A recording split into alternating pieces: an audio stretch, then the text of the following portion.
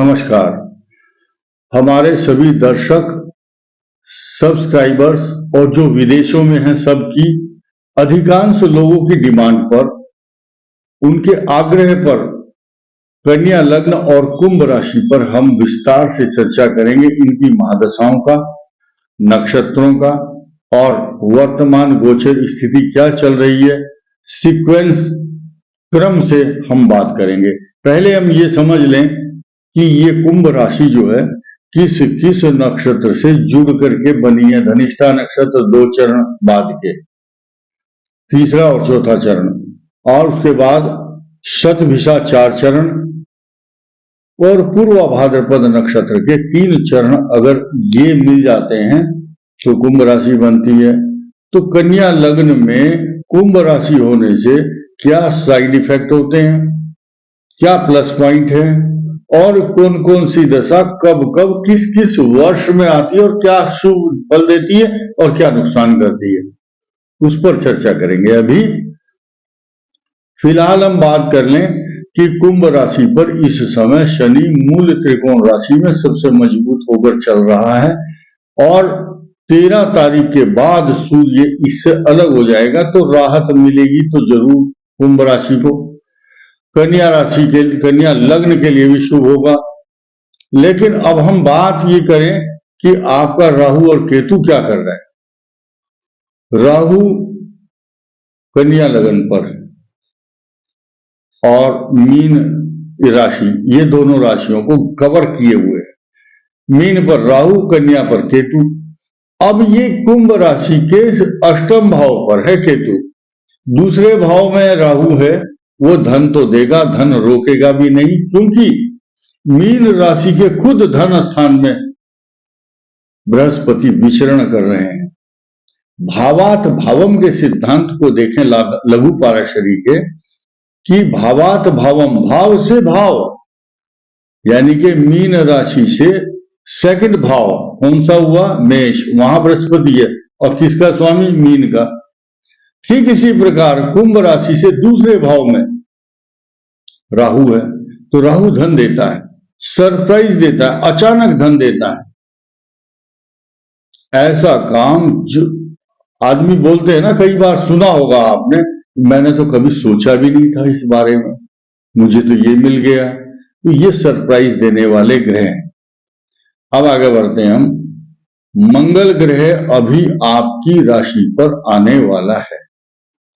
15 तारीख के बाद जब कुंभ राशि पर मंगल आता है तो अपार धन देता है, पराक्रम बढ़ा देता है, आपकी नौकरी, प्रमोशन, तरक्की, पैसा और स्वाभिमान। ऐसा व्यक्ति अपने स्वाभिमान की रक्षा करता है, महत्वाकांक्षा की रक्षा भी करता है। और साथ साथ अब हम बात करेंगे कन्या लग्न पर कुंभ राशि हो तो 6ठे भाव में चंद्रमा। 6ठा चंद्रमा रोग कारक होता है। लेकिन अब हम बात करेंगे धनिष्ठा नक्षत्र से, चालू करते हैं। धनिष्ठा नक्षत्र बाद के जो 2 चरण हैं, तो 3.5 वर्ष तक मंगल की महादशा कष्टकारक मानी जाती है। कारण यह है कि 8वें भाव का स्वामी कष्ट देता है और उन कष्टों में कमी लाने के लिए कुंभ राशि का होना इसलिए आवश्यक है क्योंकि आपके 3रे और 10वें भाव का स्वामी चंद्र कुंडली से मंगल होता है। तो जितना कष्ट कुंभ राशि को और कन्या लगन को मिलना चाहिए उतना नहीं मिलता, उस कष्ट में कमी आ जाती है। कन्या लगन वालों में अभी जब मंगल की दशा 3.5 वर्ष खत्म हो जाती है, फिर 21.5 वर्ष तक राहु की दशा भी समाप्त हो जाती है। राहु इनको टेक्निकल चीजें, बाहुबल, अच्छी एजुकेशन, अच्छा लालन पालन और 420 छल कपट करना सीख जाता है मनुष्य। और वो जो एक्सपीरियंस है राहु की महादशा का 21 वर्ष तक, वो अगले 16 साल तक इनको इतना तपस्वी बना देता है अपने काम में। वो इतना तप जाते हैं, तपस्वी शब्द इसलिए कहा क्योंकि एक्सपीरियंस होल्डर हो जाते हैं और 37 की एज तक बहुत अच्छा करते हैं काम। नाम, नेम एंड फेम, पैसा, प्रॉपर्टी, जमीन जायदाद, फ्लैट, सारी ही चीज इकट्ठी कर लेते हैं। यहां एक बात मैं लास्ट में आपको बताऊंगा कि चंद्रमा का यहां छठे भाव में होना क्या निगेटिव और क्या पॉजिटिव इफेक्ट और क्या असर डालता है। फिलहाल हम दशाओं की बात कर लें तो 37 तक बृहस्पति की दशा, उसके बाद 56 साल तक शनि की महादशा शुभ फल देती है। उसके बाद 7 वर्ष 17 वर्ष बुध आपको सब प्रकार के नाना प्रकार के सुख देती है, क्योंकि लगन का स्वामी बुध होता है। फिर 7 साल केतु कष्टकारक और 20 साल शुक्र की महादशा अत्यंत शुभ फलीभूत होती है।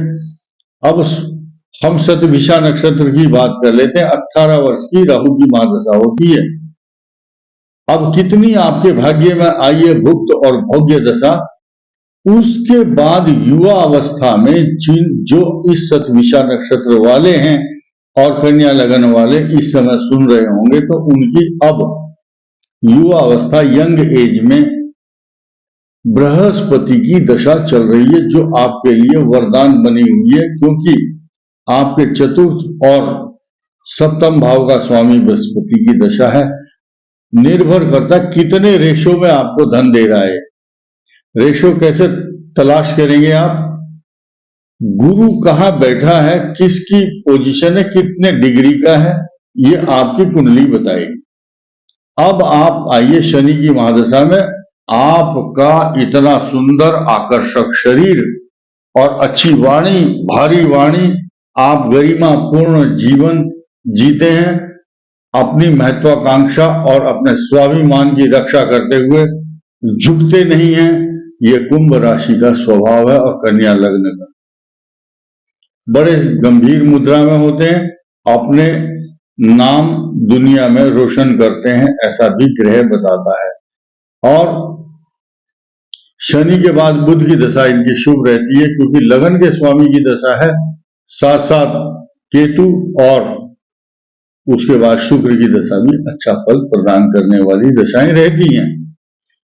और उसके बाद आता पूर्वा भाद्रपद नक्षत्र, क्योंकि शुरू के जो 3 चरण हैं ये कुंभ राशि में आते हैं। 16 वर्ष की शुक्र बृहस्पति की दशा होती है पूर्वा भाद्रपद नक्षत्र वालों की। जन्म से ही, जन्म ना जाए थे, जन्म से जब उत्पन्न होता है मनुष्य, तो बृहस्पति की दशा इनको शुभ फल प्रदान करती थी। घर में नाना प्रकार के यज्ञ, नाना प्रकार के आयोजन, उत्सव होते हैं ऐसे बच्चे के जन्म लेने के बाद। धार्मिक मांगलिक कार्य, पूजा पाठ, तरह तरह के जो मंदिरों में प्रसाद चढ़ाए जाते हैं, ये कन्या लग्न और कुंभ राशि का प्रताप और प्रभाव है। इसके बाद शनि की जो महादशा है इनके लिए 19 साल तक अच्छा फल प्रदान करती है। अब हम उन लोगों से बात कर रहे हैं फिलहाल जो यंग एज युवा वर्ग है, और वो शनि की महादशा उनकी 35 साल की उम्र से पहले पहले ही संपन्न हो जाती है, समाप्त हो जाती है वो दशा, और आपको बहुत कुछ दे करके जाती है, क्योंकि आपकी राशि का स्वामी शनि अपना कार्यकाल आपको स्वर्ण काल, गोल्डन पीरियड दे करके गया है। लेकिन खुशी का माहौल अभी थमा नहीं है। कारण क्या है कि 17 साल और अब बुध की दशा अच्छा फल देगी।